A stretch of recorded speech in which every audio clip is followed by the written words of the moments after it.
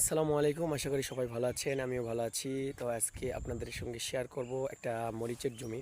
তো আমার পিছনে যে জমিটা দেখতে পাচ্ছেন সেটা হলো একটা মরিচের জমি। তো আপনাদেরকে দেখানোর চেষ্টা করব যে আমাদের মানে এলাকা বা আমাদের গ্রামে মরিচের ফলন কেমন আর মরিচ আমাদের জমিতে কীরকম ধরছে। তো সঙ্গে থাকুন, দেখতে থাকুন। তো আপনারা দেখতেছেন যে একটা মরিচের গাছের নিচে আমি আমার ক্যামেরাটা নিয়ে যাচ্ছি। তো এটা হলো একটা মরিচের ক্ষেত।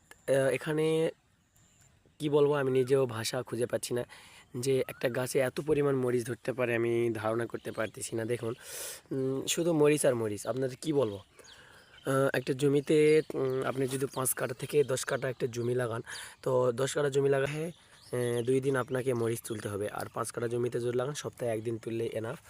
তো মরিচ খুবই কি উপকারী আমাদের সবজি, যা না হলে তরকারি অসম্পূর্ণ থেকে যায়।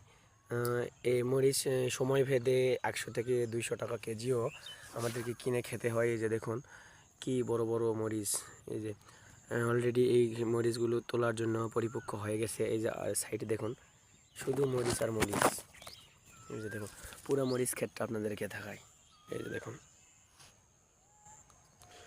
তো সকলকে ধন্যবাদ, সবাই আমাদের পাশে থাকবেন, সবাই লাইক কমেন্ট শেয়ার করবেন। সালামু আলাইকুম।